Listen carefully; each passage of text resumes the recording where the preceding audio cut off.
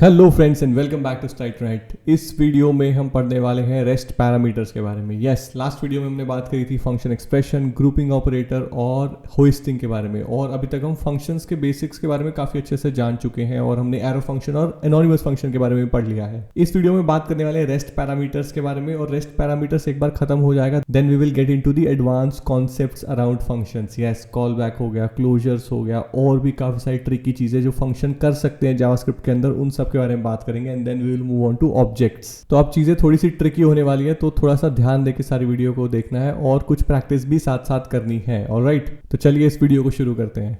तो देखो, अभी तक हमने क्या देखा है कि फंक्शंस को जब भी आप कोई पैरामीटर देने होते हैं और वो आप चाहते हो कि यार वो कोई पैरामीटर एक्सेप्ट करे और आप उसको आर्ग्यूमेंट्स के रूप में वैल्यू प्रोवाइड कर सको, तो आप क्या करते हो, आपको ये फंक्शन बनाओगे माई फंक, बोलोगे हाँ भाई ये एक्स और वाई दो वैल्यू ले सकता है, या पहले से डिफाइन करते हो कि ये दो वैल्यू लेगा। तो जब आप इसको कॉल करोगे माई फंक, तो आप इसको दो वैल्यूज प्रोवाइड कर दोगे, 10 20 या कोई भी, डेटा टाइप तो मैटर करता नहीं, तो आप वैल्यू प्रोवाइड कर दोगे। दो इसने बोला था, दो आपने दे दी, राइट। अब मान लो आपको 3 देना है, तो आप 3 दे दो।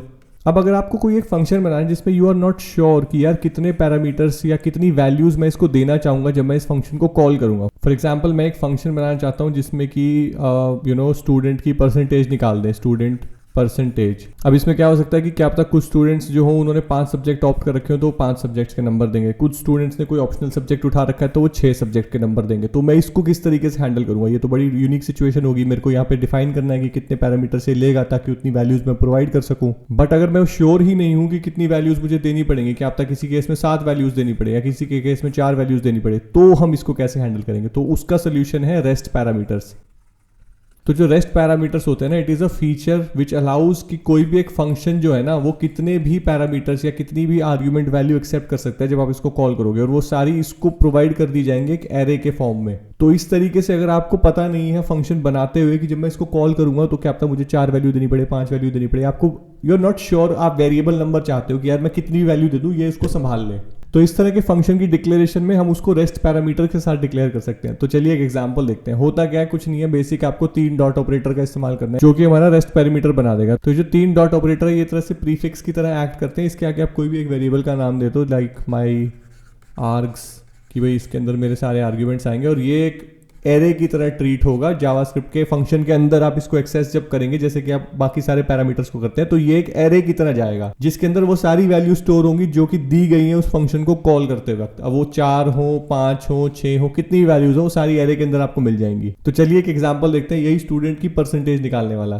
तो एक सिंपल फंक्शन डिफाइन करता हूँ, फाइंड परसेंटेज, और इस तरीके से होगा। ऑब्वियसली ये रिटर्न करेगा कुछ जो भी कैलकुलेट करेंगे। अब यहाँ पे जैसा कि मैंने बताया था, ये एक तो ये तरीका हो सकता है कि आप सब 1, सब 2, सब 3, सब 4, सब 5 इस तरीके से फिक्स कर दो कि हाँ भाई 5 सब्जेक्ट तक की ये वैल्यू लेगा, और ये फाइन परसेंटेज जो है 5 सब्जेक्ट के नंबर आप दोगे, ये उन सबको यूज करके परसेंटेज निकाल के आपको रिटर्न कर देगा। एक तो वो तरीका है। पर अगर आपको इस तरह का कोई फंक्शन बनाना है जो कि एक तरह से फाइंड होगा परसेंटेज, जो कि एक तरह से कितने भी सब्जेक्ट के आप मार्क्स दे दो, 5 दे दो, 6 दे दो, 7 दे दो, वो उन सबको यूज करके परसेंटेज दे देगा बेस्ड ऑन, तो एक तरह से स्मार्ट फंक्शन हो गया। इस तरह का फंक्शन अगर आपको बनाना है तो आप क्या करोगे, 3 डॉट ऑपरेटर दोगे और बोलोगे सब मार्क्स। अब ये जो सब मार्क्स है ना, ये एक तरह से एक एरे की तरह इसको अंदर मिलेगा। क्या करते हैं, इसको लॉक करा के देखते हैं। चलो, तो सब मार्क्स को मैंने यहाँ पे लॉक करा के देखा, रिटर्न को अभी के लिए हटा देता हूँ। स्टेप बाय स्टेप बनाएंगे पूरे फंक्शन को। अब मैं अगर इसको कॉल करता हूँ फाइंड परसेंटेज, और इसको मैं 2 वैल्यू दे देता हूँ, लेट्स से 84 और 78। तो आपने देखा यहाँ पे हमें एक एरे मिल गया जिसका इंडेक्स वगैरह प्रॉपर है, एरे का ऑब्जेक्ट है, सब कुछ यहाँ पे बिल्कुल एरे की तरह है, और वो हमें इसके अंदर मिल गया। अब कितना आसान हो गया परसेंटेज निकालना। हमें करना क्या है, जितनी वैल्यू इस एरे के अंदर है उन सबको प्लस करना है, जो उस एरे की लेंथ है उसे डिवाइड करना है, 100 से मल्टीप्लाई करना है, आगे हमारे पास परसेंटेज। तो एक फिक्स फॉर्मूला है परसेंटेज का, उसमें ज़्यादा टेंशन नहीं लेनी। पर क्योंकि हमें वैल्यू जो है वो एरे के अंदर मिल रही है, तो हम सिर्फ एरे की प्रॉपर्टीज और मेथड के साथ खेल के काफी अच्छा एक स्मार्ट फंक्शन बना सकते हैं जिसको आप कितने भी सब्जेक्ट के मार्क्स दोगे वो हमेशा आपको सही परसेंटेज निकाल के देगा ही देगा। तो ये मान लो ये 5 मार्क्स हैं सब्जेक्ट के जो कि स्टूडेंट दे रहा है फाइंड परसेंटेज को, और वो परसेंटेज निकालना चाहता है। तो इसके अंदर जो लॉजिक है ट्राई करो खुद से लॉजिक लिखने का, वीडियो को यहीं पे पॉज करो और खुद से लॉजिक लिखने का ट्राई करो कि परसेंटेज निकालनी कैसे है। काफी अच्छी प्रैक्टिस हो जाएगी आपकी। अभी तक जो भी इस चीज के लिए चाहिए ना वो सब हम पढ़ चुके हैं, तो ट्राई करो, पॉज करो एंड ट्राई करने के बाद देन प्ले करना, 1 मिनट लो, फिर प्ले करना और फिर देखना कि मैं क्या कोड लिखता हूँ। तो यहाँ पे परसेंटेज निकालने के लिए हम क्या करेंगे, हमें जो मार्क्स हैं जो भी हमारे इसके अंदर आए हैं उन सबको प्लस करना है। उसके लिए मैं क्या कर सकता हूँ, एक लूप चला सकता हूँ जिसमें सारी वैल्यूज को प्लस कर लूँ। इसकी नंबर ऑफ एलिमेंट्स निकालने हो तो लेंथ प्रॉपर्टी से निकाल सकता हूँ और फिर 100 से मल्टीप्लाई करना है, परसेंटेज आ गई। तो मैं क्या करूँगा, फॉर ऑफ लूप चलाता हूँ, मार्क्स ऑफ सब मार्क्स, और इससे पहले मैं क्या करूँगा, एक वेरिएबल ले लूँगा, एक नया वेरिएबल बना लूँगा, let sum is equal to 0। ठीक है, उसको मैंने 0 से इनिशियलाइज कर लिया। अब यहाँ पे मैं क्या करूँगा, हर बार मैं क्या करूँगा, sum is equal to sum plus जो भी मार्क्स आ रहे हैं। तो मैंने किया क्या, मैंने एक सम नाम का वेरिएबल बनाया जिसको 0 असाइन कर दिया। उसमें मैं हर बार जितने भी मार्क्स हैं एक एक करके सारे जोड़ दे रहा हूँ और सम को असाइन कर दे रहा हूँ। तो by the end of it मेरे पास जो होगा वो टोटल जो सम होगा वो सबका आ जाएगा। अगर मैं इसको प्रिंट करता हूँ आ गया 443। अब मुझे क्या करना है, अगर मेरे को परसेंटेज निकालनी है तो थोड़ा सिंप्लीफाई कर रहा हूँ आप लोगों के लिए, एक परसेंटेज का वेरिएबल बनाता हूँ। मैं क्या करूँगा, सम जो है उसको डिवाइड करूँगा मेरे जो सब मार्क्स है एरे की लेंथ के साथ। ठीक है, इसको हम डाल देते हैं पैरेंथेसिस के अंदर और इसको हम मल्टीप्लाई कर देंगे 100 से, तो ये हमारी आ जाएगी परसेंटेज। और यहाँ से हम कर देंगे रिटर्न इस परसेंटेज को। तो अगर आप ये कॉल करेंगे, इसको मैं डाल देता हूँ कंसोल लॉग के अंदर, तो आप देखेंगे यहाँ पे आ गया 8860।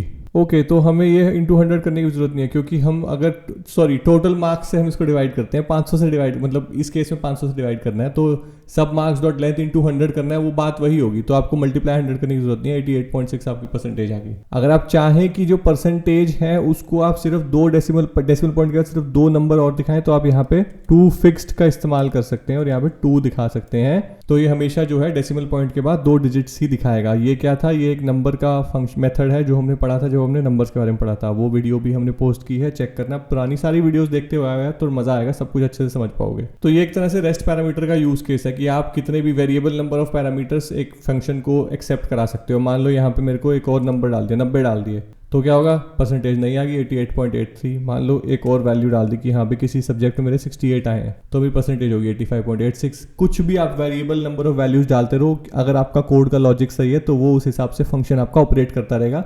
क्योंकि उसके लिए क्या हो रहा है, उसके लिए बस एक एरे आ रहा है, एरे में वैल्यूज आ रही हैं, उसको आप एरे की तरह समझो। एक पैरामीटर है जो एरे है और जिसके अंदर आप कितनी भी वैल्यूज सेंड कर सकते हो डायरेक्टली जब आप फंक्शन को कॉल करो। बस आपको यहाँ एरे बनाना नहीं है, डायरेक्ट वैल्यूज देनी है। Internally JavaScript engine will make sure कि वो एरे कन्वर्ट करा के इसमें असाइन करा दे। अब अगर आप चाहो कि भाई यार ये परसेंटेज वाला तो ठीक है, मैं इसमें चाहता हूँ एक और वेरिएबल हो जिसमें स्टूडेंट का नाम और ले लूँ ताकि मैं और अच्छा मैसेज प्रिंट करा सकूँ। यहीं से मैसेज प्रिंट कराऊंगा कि भाई परसेंटेज ये है इस स्टूडेंट की। तो क्या ये हो सकता है? यस, ये हो सकता है। अब देखो कुछ एक बातें हैं, एक फंक्शन के अंदर जो रेस्ट पैरामीटर है ना वो एक ही होगा, वो मल्टीपल नहीं हो सकते, वो एक सिंगल हो सकता है। And it has to always be the last parameter. ऐसा नहीं कर सकते आप कि पहला पैरामीटर जो है वो रेस्ट वाला है और उसके पीछे आपने एक और ये नेम ले लिया, तो ये एरर दे देगा कि नहीं भाई ये जो रेस्ट पैरामीटर है this must be the last parameter in the parameter list. तो ये जो पैरामीटर लिस्ट है इसमें सबसे लास्ट पैरामीटर होना चाहिए रेस्ट पैरामीटर।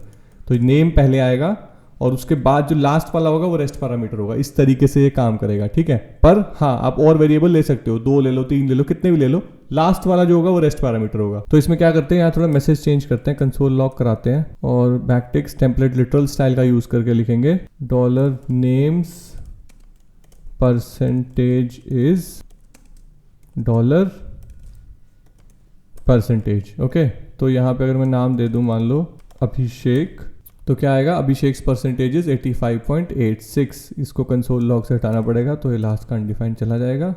इसी तरीके से अगर आप बोलते हो सुप्रिया और उसके मार्क्स आपने कुछ कम दिए, जैसे कि आपने 5 सब्जेक्ट्स के दिए, तो आएगा सुप्रियाज परसेंटेज इज 88.6। तो एक तरह से आपने एक फंक्शन बनाया जो कि स्मार्टली समझ रहा है कितने भी नंबर आप दे दो किसी भी स्टूडेंट के लिए, किसी स्टूडेंट के 5 सब्जेक्ट के नंबर है, किसी के 6 सब्जेक्ट के नंबर है, वो अपने आप मेक श्योर करेगा कि वो उसको अच्छे से हैंडल करे।